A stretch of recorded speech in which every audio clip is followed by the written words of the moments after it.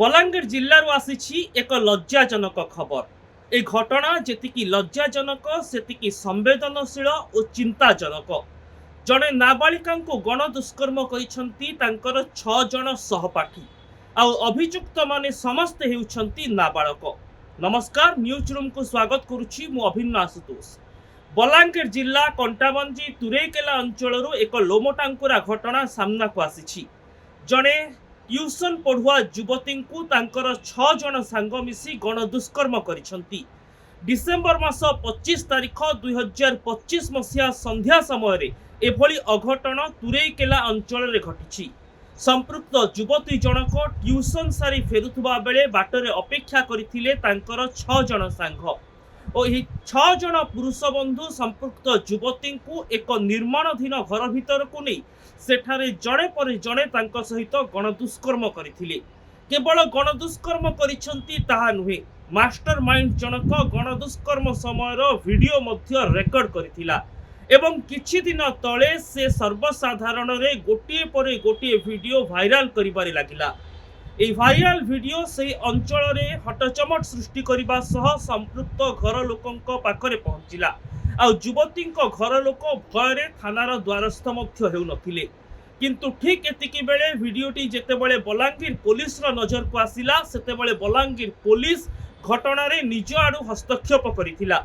Balangir SP निर्देश क्रमे एही पूरा घटनार तदंत करा जाइछि एवं एही घटना रे 6 जन अभियुक्त को वर्तमान निज हेफाजत को नेछि पुलिस। पुलिस हेफाजत रे थिबा गण दुष्कर्मर एही 6 अभियुक्त समस्त हेउचंती नाबालक एवं जो युवती सहित एही गण दुष्कर्म घटी सेही तमाम युवक माने सेही युवती सहपाठी मध्य। एटी प्रश्न उठुछि जो बयस रे पिला माने स्कूल जाउछंती ट्यूशन जाउछंती बाटरे फेरिला बेले तांकर सहपाठी और बंधु माने ही जदि तांको एभली दुष्कर्म करिवे तेबे सभ्य समाज रे युवती सुरक्षा को नहीं प्रश्न उठिबा स्वाभाविक। यह केवल युवती सुरक्षा दिगरे आमको चिंता करिबा पई बाध्य करू नाही, बरं ए घटना समाजर मूल्यबोधरे केमिति ह्रास घटुछि तार मध्य एक ज्वलंत उदाहरण। बलांगीर जिला तुरेकेलारू एही घटना आसीछि जहा अत्यंत लोमहर्षणकारी एवं चिंताजनक। जड़े नाबालिका को तांकर 6 जन सहपाठी बंधु मिसी गण दुष्कर्म करिसेंती। तेबे पुलिस निज आडू छानबीन करिबा परे 6 अभियुक्त को अटक रखिछि एवं संपृक्त नाबालिका परिवार तरफ वर्तमान तुरेकेला थाना रे विधिबद्ध भाव में एतला मध्य दिया जाइछि। हेले काहेकि ओ क्यों परिस्थिति रे एभली घटना घटिला? जो बयसर कथा आमे कहूछु 18 रु 19 वर्ष बा 17 रु 19 वर्ष ए बयस हेउछि टीन एज। एही समय रे पुरुष और युवती मानकर हॉर्मोन रे परिवर्तन आसी थाए। सेमानंक भितरे शारीरिक संपर्क रखिबार आशा दाना बांधि थाए। किंतु जदि समाज लोके सचेतन हेबे नाही एवं परिवार लोके सेमानंकु नैतिक मूल्यबोध विषय अवगत करिवे नाही तेबे बलांगीर जिला तुरेकेला रे जो घटना घटी तार पुनरावृत्ति जे न हेबो से कथा को अस्वीकार करा जाई न पारे। एठी चिंता करिबा को पड़िबो जे संपृक्त युवती जेतेबेले ट्यूशन रो घर को फेरुथिबे एवं बाटरे तांको सहपाठी सांग माने तांको देखा हेतिबे युवती जनक बोधे केबे मध्य भाबी नथिबे जे तांको जीवन रे एमिति किछि घटिबा को जाउची जहा तांको पश्चाताप करिबा को बाध्य करिवो। एमिति किछि अघटन तांको सह घटिबा को जाउची जहा सभ्य समाज रे निंदाजनक। एही घटना रे युवती जी केवल निजर मान इज्जत हराइछंती ताहा नुहे जे अभियुक्त माननको वर्तमान पुलिस निज हेफाजत को नैछि समस्त हेउचंती नाबालक। सेमानंको परिवार लोके तांको प्रति केते यत्नवान थिले एवं अभियुक्त माननको परिवार लोके तांको सामाजिक और नैतिक मूल्यबोध नै केते सचेतन करिथिले से नै मध्य प्रश्न छिड़ा हेउछि। जदि पूरा भारत वर्षर चित्र को देखिबा 2023 मसीहार रिपोर्ट जा एनएचआरसी तरफ सामना को आसुछि एहा सहित नेशनल क्राइम रेकर्ड ब्यूरो मध्य तथ्य जहा हस्तगत हेउछि ए दुईटी तथ्यर आकलन कहूछि जे 2023 मसीहारे भारत रे पाखापाखी 47 जन नाबालिका को दुष्कर्म करा जिबा संपर्कित मामला दायर होइछि। सेथिरु 40,100 रु अधिक मामला अत्यंत घृण्य और निर्मम ଯେଉଁଥିରେ ପକ୍ସୋ ଆକ୍ଟର ଦଫା 4 ଏବଂ 6ରେ ଅଭିଯୁକ୍ତମାନଙ୍କୁ ଗିରଫ କରାଯାଇଛି। ତେବେ ବଲାଙ୍ଗୀର ଜିଲ୍ଲା ତୁରେକେଲାରେ ନାବାଳିକାଙ୍କୁ ତାଙ୍କ ସହପାଠୀମାନେ ଗଣଦୁଷ୍କର୍ମ କରିବା ମାମଲାରେ ମଧ୍ୟ ବର୍ତ୍ତମାନ ଜୁଭେନାଇଲ କୋର୍ଟରେ ହିଁ ମାମଲା ଚାଲିବ। କାହିଁକିନା ଏଠି ପୀଡ଼ିତା ମଧ୍ୟ ନାବାଳିକା ଏବଂ 6 ଜଣ ଅଭିଯୁକ୍ତ ଯାକ ନାବାଳକ ଏବଂ ଯିଏ ମାଷ୍ଟର ମାଇଣ୍ଡ ଯିଏ ଯୁବତୀଙ୍କୁ ପ୍ରଥମେ ଏକ ନିଛାଟିଆ ସ୍ଥାନକୁ ନେବା ପାଇଁ ଆପ୍ରୋଚ୍ କରିଥିଲା ଏବଂ ନିଜ ସାଙ୍ଗମାନଙ୍କ ସହ ମିଶି ଗଣଦୁଷ୍କର୍ମ କରିଥିଲା ଓ ତାର ଭିଡ଼ିଓକୁ ମଧ୍ୟ ରେକର୍ଡ କରିଥିଲା ସେହି ମାଷ୍ଟର ମାଇଣ୍ଡ ମଧ୍ୟ ଜଣେ ନାବାଳକ। এই ঘটনা সামনাকু আসিবা পরে বলাঙ্গীর পুলিশ তৎপরতা প্রকাশ করেছি। তুরেকেলা আইআইসি ও এসডিপিওଙ୍କ নেতৃত্বরে এক মিলিত টিম এই পুরা ঘটনার তদন্ত করুছন্তি। যুবতী জনক যে স্কুলরে পাঠ পড়ন্তি এবং অভিযুক্ত সহপাঠী বন্ধু মানে যে স্কুলরে পাঠ পড়ুছন্তি সেই স্কুলকু যাই সমস্তଙ୍କର তথ্য মধ্য সংগ্রহ করা যাইছি। ଏହା ସହିତ ସମ୍ପୃକ୍ତ ଟ୍ୟୁସନକୁ ଯାଇ ମଧ୍ୟ ପୁଲିସ ପଚରା ଉଚରା କରିଛି ଏବଂ ପୀଡ଼ିତା ଯୁବତୀଙ୍କର ଅନ୍ୟାନ୍ୟ ସାଙ୍ଗସାଥୀଙ୍କୁ ନେଇ ମଧ୍ୟ ଏନେଇ ପଚରା ଉଚରା କରାଯିବ ବୋଲି ସୂଚନା ମିଳିଛି। এই পুরা ঘটনাରେ କିନ୍ତୁ ସ୍କୁଲର ତମାମ ରେକର୍ଡ ଏବଂ ଟ୍ୟୁସନରୁ ପଚରା ଉଚରା କରିବା ପରେ ଜଣାପଡ଼ିଛି ଯେ ଅଭିଯୁକ୍ତମାନେ ମଧ୍ୟ ନାବାଳକ। 2023 ମସିହାରେ 977ଟି ଏଭଳି ଗଣଦୁଷ୍କର୍ମ ଓ ଦୁଷ୍କର୍ମ ମାମଲା ଦେଶରେ ଘଟିଛି ଯେଉଁଥିରେ ସମ୍ପୃକ୍ତ ରହିଛନ୍ତି ନାବାଳକ ଅଭିଯୁକ୍ତମାନେ ଅର୍ଥାତ୍ ଯେଉଁମାନଙ୍କର ବୟସ 18 ବର୍ଷରୁ କମ୍। ଓଡ଼ିଶାରେ ଯଦି ଦେଖିବା ନାବାଳିକାମାନଙ୍କୁ ଗଣଦୁଷ୍କର୍ମ କଥା ଯେତେବେଳେ ସାମ୍ନାକୁ ଆସିଛି ପକ୍ସୋ ଆକ୍ଟରେ 2023 ମସିହାରେ ପାଖାପାଖି 2500 ମାମଲା ରୁଜୁ ହୋଇଛି। ଏଥିମଧ୍ୟରୁ 1100ଟି ମାମଲା ଅତ୍ୟନ୍ତ ନିର୍ମମ ଘୃଣ୍ୟ ଅର୍ଥାତ୍ ବ୍ରୁଟାଲ ସେକ୍ସୁଆଲ ଆସଲ୍ଟ ଓ ରେପ୍ ଆଡ଼କୁ ଇଙ୍ଗିତ କରୁଛି ଯେଉଁଥିରେ ଅଭିଯୁକ୍ତଙ୍କ ବିରୋଧରେ ପକ୍ସୋର ଦଫା 4 ଏବଂ 6 ଲାଗିଛି। ଯଦି ଜଣେ ନାବାଳିକାଙ୍କୁ ଦୁଷ୍କର୍ମ କରାଯାଉଛି ତେବେ ଅଭିଯୁକ୍ତମାନଙ୍କୁ ସେହି କ୍ଷେତ୍ରରେ 20 ବର୍ଷ ପର୍ଯ୍ୟନ୍ତ ଜେଲ୍ ବା ଆଜୀବନ କାରାଦଣ୍ଡାଦେଶ ମଧ୍ୟ ହୋଇପାରିବ। ଯଦି ଅଭିଯୁକ୍ତମାନେ ନାବାଳକ ବୋଲି ପ୍ରମାଣିତ ହୁଏ ସେମାନଙ୍କୁ ଫାଶୀ ମିଳିପାରିବ ନାହିଁ କିନ୍ତୁ ସମ୍ପୃକ୍ତ ଅଭିଯୁକ୍ତ ଦୋଷୀ ସ୍ୱୀକାର ହେଲା ପରେ ସେମାନଙ୍କୁ ଆଜୀବନ କାରାଦଣ୍ଡାଦେଶରେ ମଧ୍ୟ ଦଣ୍ଡିତ କରାଯିବାର ପ୍ରାବଧାନ ରହିଛି।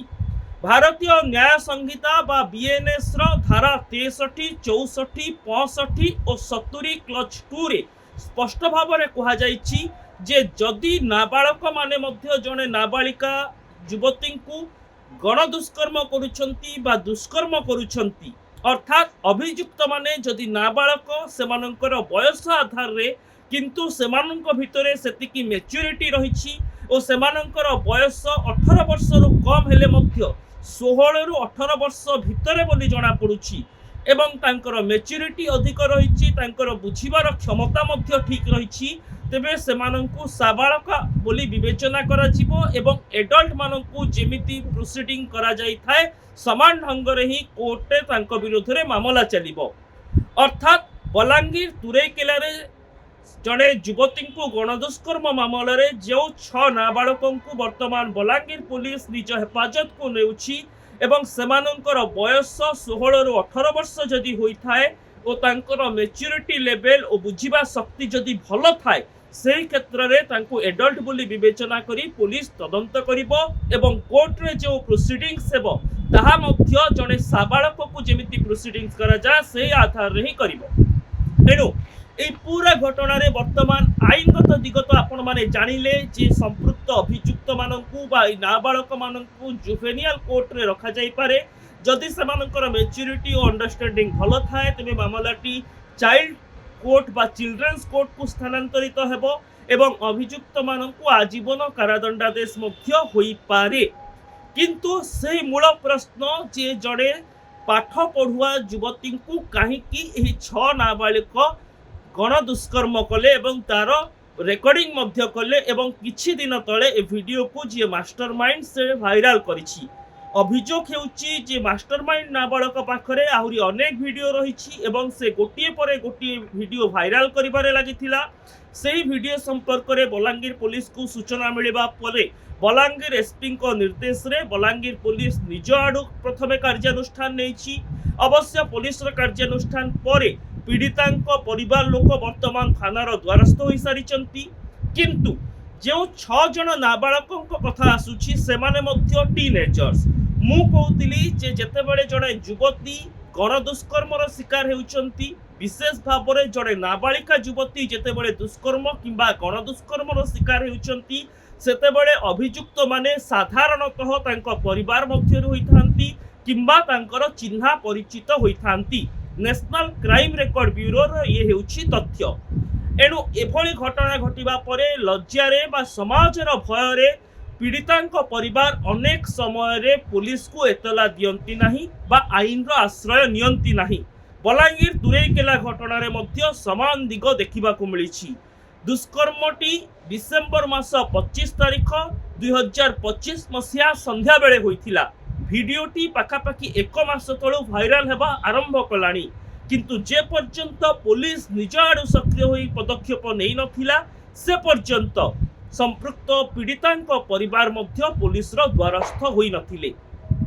एही कारण ही एभली नाबालिका मानक प्रति दुष्कर्म और गण दुष्कर्म बढ़ी चलुवा समाजर विभिन्न लोक अभियोग करिसंती। किंतु केवल एठी नाबालिकांको परिवार लोकों को दायी कले हेबो नाही। मूलतः से 6 अभियुक्त जो माने नाबालक से माने तो एथिपाई अभियुक्त ता सहित से मानक परिवार लोक जो परिवार लोकंकर ये हेउची उत्तरदायित्व जे टीनेजर्स मानकर मानसिकता को बुझिबे। जेतेबेले युवक युवती माने 17-18 वर्ष रे पहुंचुछंती सेमानक भितरे हार्मोन जनित परिवर्तन कारणरू शारीरिक संपर्क रखिबार आग्रह मध्य देखा देई थाए। यह जदि अति मात्रा रे वृद्धि पाउछि संपृक्त युवती बा युवकंक क्षेत्र रे तांको परिवार लोक मानसिक स्तर रे ए घटना को नै यत्नवान हेबा दरकार। संपृक्त युवक युवती मानंकु तांको परिवार लोके केमिति शिक्षा देइथिले। आउ गोटे कथा हेउछि जेतेबेले टीनेजर्स दुष्कर्म बा गण दुष्कर्मर अपराध हेउचंती तांकर शारीरिक संपर्क रखिबार प्रवणता एवं पुलिस आईन प्रति तांकर निर्भीक मनोभाव एभली अघटन को अत्यंत शक्ति जोगाई थाए बा एभली गण दुष्कर्मर कारण होई पारे।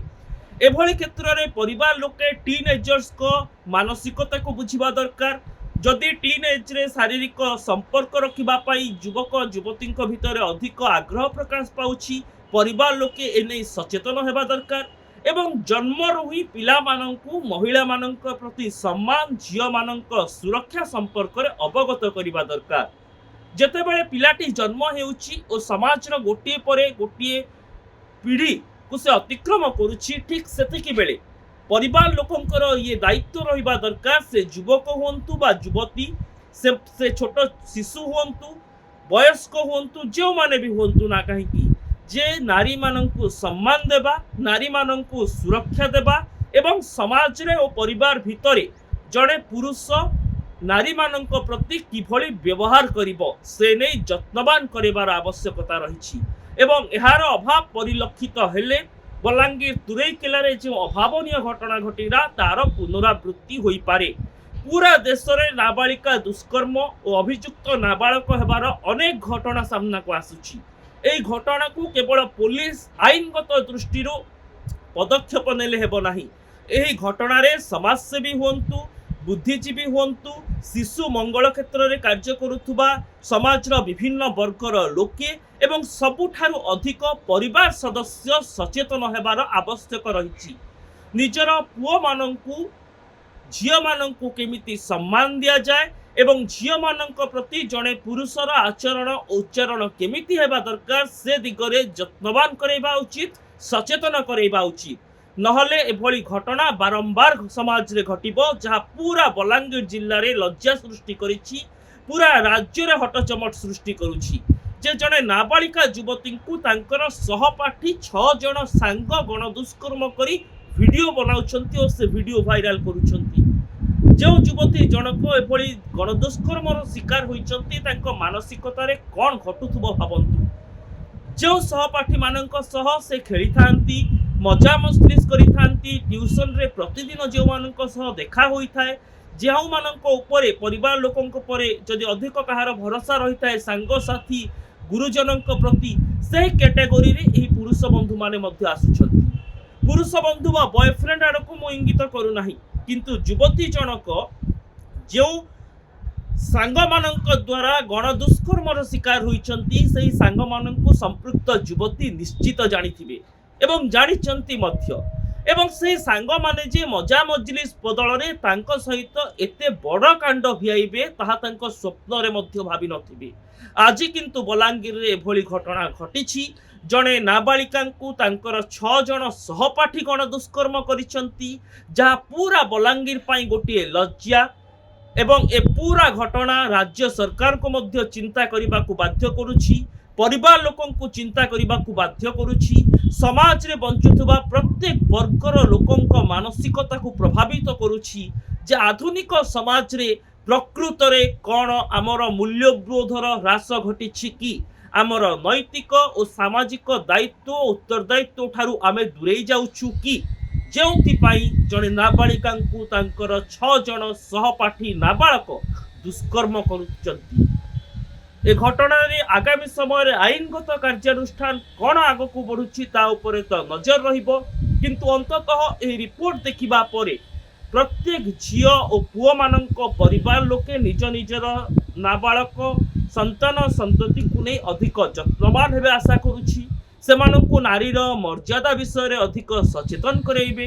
ଯଦି ପୁଅ ପିଲାମାନେ ରହିଛନ୍ତି ନାବାଳକ, ତେବେ ସେମାନଙ୍କୁ ସେହି ଅବସ୍ଥାରେ କେମିତି ତାଙ୍କର ମାନସିକତାକୁ ପରିବାର ଲୋକେ ପରଖିପାରିବେ, ତାଙ୍କ ଭିତରେ କ'ଣ ଚାଲିଛି ତାକୁ ବୁଝିପାରିବେ, ଏକାପଣ ଛୋଟ ପିଲାମାନଙ୍କ ଠାରୁ ବା ଟିନେଜର୍ସ ମାନଙ୍କ ଠାରୁ କେମିତି ଦୂରେଇ ରହିବ, ସେହି ଘଟଣା ଉପରେ ଦୃଷ୍ଟି ଦେବେ ଏବଂ ଏଭଳି ଘଟଣା ପ୍ରତି ଯତ୍ନବାନ ହେବେ, ଯାହାଦ୍ୱାରା ଅନ୍ତତଃ ଆଶା କରିବା ଯେ ଏଭଳି ଲଜ୍ଜାଜନକ ଖବର ଓ ଘଟଣା ସମାଜରେ ଘଟିବ ନାହିଁ। ଆଉ ଯଦି ଘଟେ ତେବେ ପୋଲିସ ଆଇନ ଅନୁଯାୟୀ କାର୍ଯ୍ୟାନୁଷ୍ଠାନ ନେବ ଏବଂ ଦଣ୍ଡବିଧାନ ମଧ୍ୟ ହେବ। ନ୍ୟୁଜ୍ ରୁମ୍ର ଏହି ଏପିସୋଡକୁ ଏଇଠି ରଖୁଛି। ଏଭଳି ଖବର ଦେଖିବା ପାଇଁ ନ୍ୟୁଜ୍ ରୁମ୍କୁ ଆମର ସୋସିଆଲ ମିଡ଼ିଆ ସାଇଟ୍ ଫେସବୁକ୍ ଓ ୟୁଟ୍ୟୁବରେ ଲାଇକ୍ କରନ୍ତୁ, ଆମ ଚ୍ୟାନେଲକୁ ସବସ୍କ୍ରାଇବ୍ କରନ୍ତୁ, ଭିଡ଼ିଓକୁ ସେୟାର କରନ୍ତୁ ଓ କମେଣ୍ଟ ବକ୍ସରେ ନିଜର ମତାମତ ଲେଖନ୍ତୁ। ନମସ୍କାର।